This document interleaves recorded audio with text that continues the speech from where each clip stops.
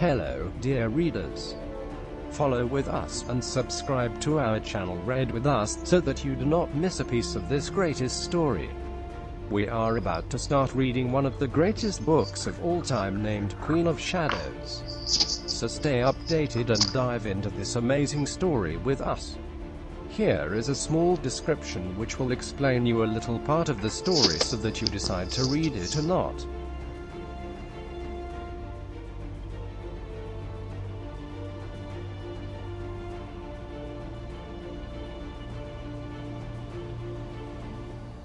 Good luck. See you inside the story. Everyone Selena Sadruddin loves has been taken from her. But she's at last returned to the Empire for vengeance, to rescue her once glorious kingdom, and to confront the shadows of her past. She has embraced her identity as Aelin Galathynia's Queen of Terrasen. But before she can reclaim her throne, she must fight. She will fight for her cousin, a warrior prepared to die for her. She will fight for her friend, a young man trapped in an unspeakable prison. And she will fight for her people, enslaved to a brutal king and awaiting the lost queen's triumphant return. The fourth volume in the New York Times best-selling series continues Selena's epic journey and builds to a passionate, agonizing crescendo that might just shatter her world. Part 1-1. Lady of Shadows. There was a thing waiting in the darkness. It was ancient and cruel, and paced in the shadows, leashing his mind. It was not of his world, and had been brought here to fill him with its primordial cold. Some invisible barrier still separated them, but the wall crumbled a little more every time the thing stalked along its length, testing its strength. He could not remember his name. That was the first thing he'd forgotten when the darkness enveloped him weeks or months or eons ago. Then he'd forgotten the names of the others who had meant so much to him. He could recall horror and despair, only because of the solitary moment that kept interrupting the blackness like the steady beat of a drum. A few minutes of screaming and blood and frozen wind. There had been people he loved in that room of red marble and glass. The woman who had lost her head. Lost as if the beheading were her fault. Her lovely woman with delicate hands like golden doves. It was not her fault, even if he could not remember her name. It was the fault of the man on the glass throne, who had ordered that guard's sword to sever flesh and bone. There was nothing in the darkness beyond the moment when that woman's head thudded to the ground.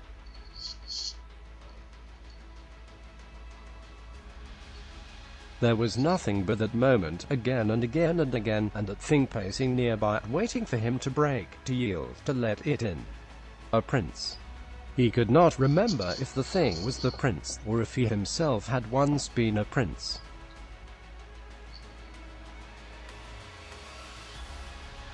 Not likely. A prince would not have allowed that woman's head to be cut off. A prince would have stopped the blade. A prince would have saved her. Yet he had not saved her, and he knew there was no one coming to save him. There was still a real world beyond the shadows.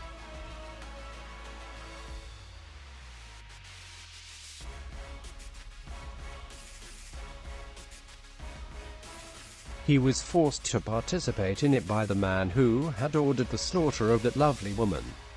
And when he did, no one noticed that he had become hardly more than a marionette, struggling to speak, to act past the shackles on his mind. He hated them for not noticing. That was one of the emotions he still knew. I was not supposed to love you. The woman had said that, and then she died. She should not have loved him, and he should not have dared to love her. He deserved this darkness, and once the invisible boundary shattered and the waiting thing pounced, infiltrating and filling him, he'd have earned it.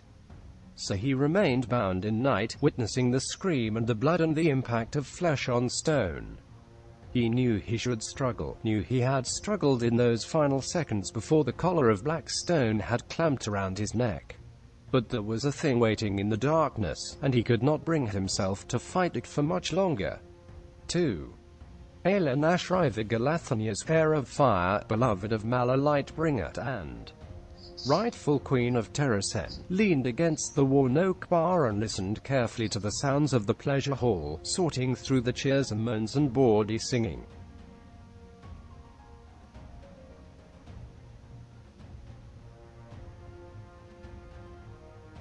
Though it had chewed up and spat out several owners over the past few years, the subterranean warren of sin known as the Vaults remained the same. Uncomfortably hot, reeking of stale ale and unwashed bodies, and packed to the rafters with lowlifes and career criminals.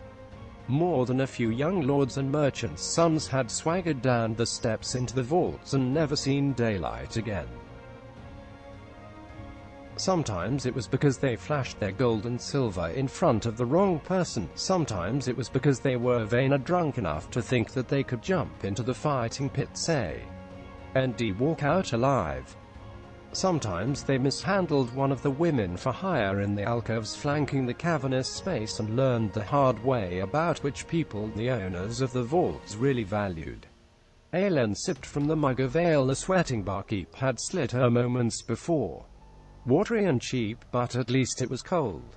Above the tang of filthy bodies, the scent of roasting meat and garlic floated to her. Her stomach grumbled, but she wasn't stupid enough to order food.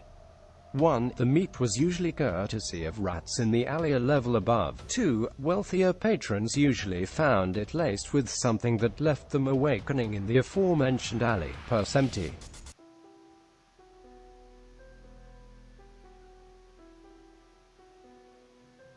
If they woke up at all. Her clothes were dirty, but fine enough to mark her as a thief's target. So she'd carefully examined her ale, sniffing and then sipping it before deeming it safe. She'd still have to find food at some point soon, but not until she learned what she needed to from the vaults. What the hell had happened in Rifthold in the months she'd been gone? And what client Arobin Hamel wanted to see so badly that he was risking a meeting here, especially when brutal, black-uniformed guards were roaming the city like packs of wolves. She'd managed to slip past one such patrol during the chaos of docking, but not before noting the onyx wyvern embroidered on the uniforms. Black on black. Perhaps the king of Adalin had grown tired of pretending he was anything but a menace and had issued a royal decree to abandon the traditional crimson and gold of his empire. Black for death, black for his two weird kids, black for the Valg demons he was now using to build himself an unstoppable army. A shudder crawled along her spine, and she drained the rest of her ale. As she set down the mug, her auburn hair shifted and caught the light of the wrought iron chandeliers. She'd hurried from the docks to the riverside shadow market, where anyone could find anything they wanted, rarer contraband or commonplace, and purchased a brick of dye. She'd paid the merchant an extra piece of silver to use the small room in the back of the shop to dye her hair, still short enough to brush just below her collarbones. If those guards had been monitoring the docks and had somehow seen her, they would be looking for a golden-haired young woman. Everyone would be looking for a golden-haired young woman. Once word arrived in a few weeks that the king's champion had failed in her task to assassinate Wendland's royal family and steal its naval defense plans. She'd sent a warning to the king and queen of Alway months ago, and knew they'd take the proper precautions. But that still left one person at risk before she could fulfill the first steps of her plan, the same person who might be able to explain the new guards by the docks, and why the city was noticeably quiet at Tensa. Hushed. If she were to overhear anything regarding the captain of the guard and whether he was safe, it would be here. It was only a matter of listening to the right conversation or sitting with the right card partners.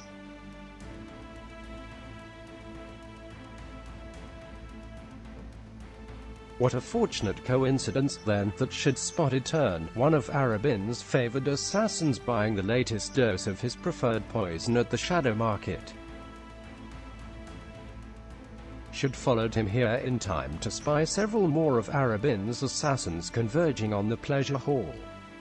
They never did that, not unless